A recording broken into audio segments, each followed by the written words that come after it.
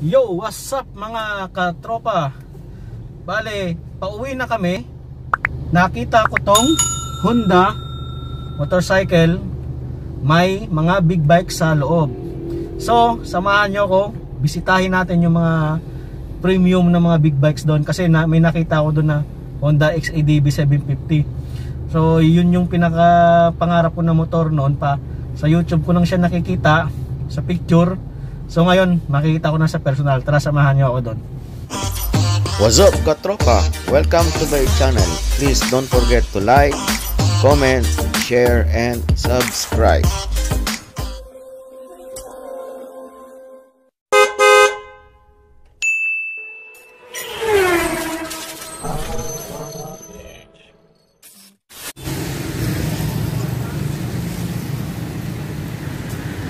Tara, samahan niyo ako sa loob.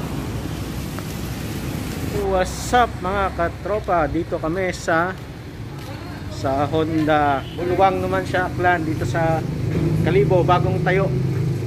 So, pwede pumasok.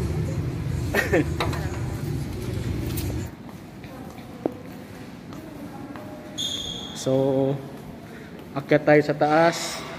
Nandun yung mga big bike sa taas eh.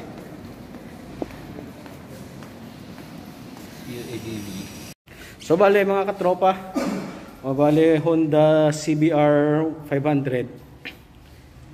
Tapos pila ni siya ka ano? Ka cylinder. 2 cylinder. Ayan, twin cylinder siya. Single disc brake sa harap. Pilang presyo? So bale yung specs niya mga katropa, ito. So SRP niya is 349,000. Honda CBR 500R.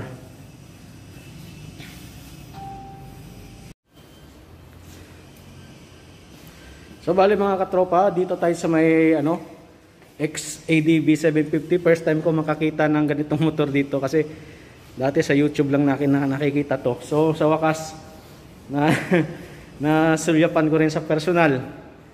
Bali price niya 830,000 yung cash. So ayan yung specs niya.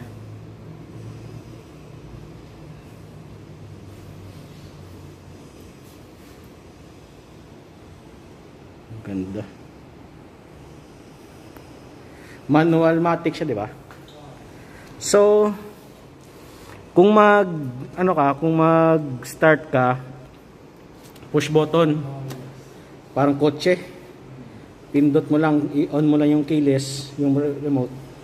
Tapos i-set lang siya sa ano, di ba? Neutral or drive. Tapos pag naka neutral, pwede mo siyang ano, i-revolution, hindi siya tatakbo. Kasi 'di ba yung ibang scooter pagka ni-rev mo, tatakbo. So ito parang sasakyan, kotse. So neutral, pag neutral mo, set mo sa neutral. Kahit anong revolution mo, hindi siya aalis. So pagka nilagay mo sa drive, doon siya andar. Para scooter na siya na piga lang. So kung automatic o yan, oo. automatic tsaka manual. Meron din pala siyang option pagka A, ito yung automatic, M manual. So ang meaning nun, kunyari, inisinet mo siya sa manual, ikaw na mismo yung magkakambyo. Ito yung increase ng gear, kunyari, segunda, tercera, kwarta, quinta, sexta. Tapos kung mag low gear ka, minus.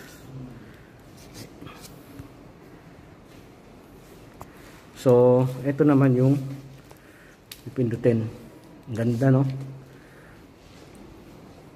Ito yung pangarap kong bike eh.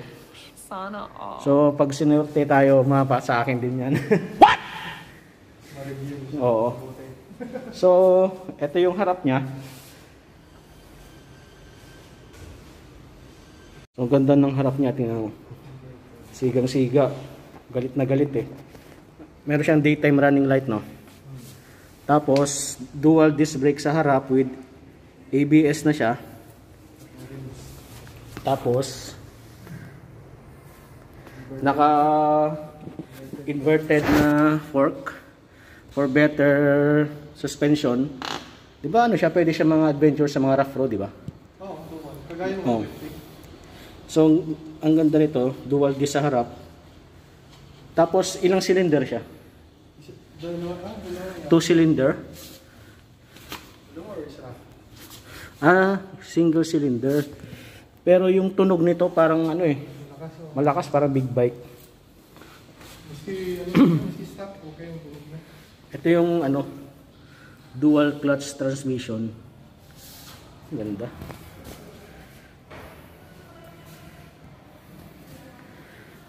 Tingnan natin yung puwet.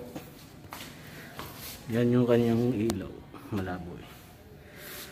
Parang ano siya, kuya ng ADB 150. Parang hawig na hawig talaga eh. Naka-rim set. Ay yung Tubeless siya. so yung size ng rear niya bali 160 60 R15. Kahit naka-rim set siya, tubeless pa rin siya. Dual channel ABS. Ano siyang ABS sa likod.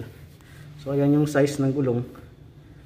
Tapos ano siya ang tawag doon tubeless. So walang interior sa loob. Safe sa mga ano biyahe. Ganon din sa harap, ang size ng gulong niya is hindi ko makita. Ikot mo. Angat, angat. Yung size ng front niya is yan. 120 70 R17. So ang ganda. Ayan, 750cc. Meron siyang side pocket. Paano to? Hinihila lang. Ayan, side pocket. Hilahin lang. Tulak. Hila. Tulak. Tapos dito, ano siya? Sa kabila, wala siyang bulsa. Ang kagandahan talaga nito, ayan o. Push start. Ang ganda ng dashboard niya o. Digital. Digital o, lahat. Mapapasa akin din to balang araw. Yung pwede makita yung compartment. May susi. Wala. Ay, sige lang. Wala tayong susi. So, next time na lang pag ako na yung bumili. Makikita nyo na. Ayan yung kanyang likod. Naka monoshock. Ganda talaga. So focus muna ako sa XADV 750. Babalik ako dito para i-vlog natin yung ibang motor. Katulad ng CB1000, 650. Maraming big bike. Marami dito. Ha? CBX 500. Ito CBX 500. Twin Africa. So bale pag may time, babalikan ko rito tapos iba-vlog ko isa-isa. Kasi ngayon walang oras, hapon na. So mga katropa, subukan kong umupo kung ano yung position ng katawan ko at saka yung forma ko habang nakaupo dito. Subukan natin. So ito, yung sitting position ko, tsaka yung handlebar niya, malapad. Hindi siya ganon, malapad yung kamay mo naka-wide. Tapos kapag sa long drive, pag nakangala yung paa mo, pwede mo siyang i-extend sa extended na footrest niya. So yan yung kagandahan sa motor na to. Hindi lang pang pang rough road, pwede rin siyang pang Philippine loop. So bale, yung tank capacity nito. Ay susi eh. 13.4 yung tangke, yung laman ng tangke. So malayo-layo na rin matatakbo mo. Hindi ka rin mag-aalangan kung magpapagas ka kasi malaki naman yung tangke niya. So kung nakaupo ka dito, talagang masarap talaga siyang i-drive. Kumbaga ito na yung pangarap ng motor natin na hanggang tingin lang tayo sa YouTube. Ngayon kahit hindi pa sa atin, ito na, kahit pa paano nakaupo rin tayo dito. Solid, ganda. Kahit na mahal yung price niya, at least forma naman, di ba?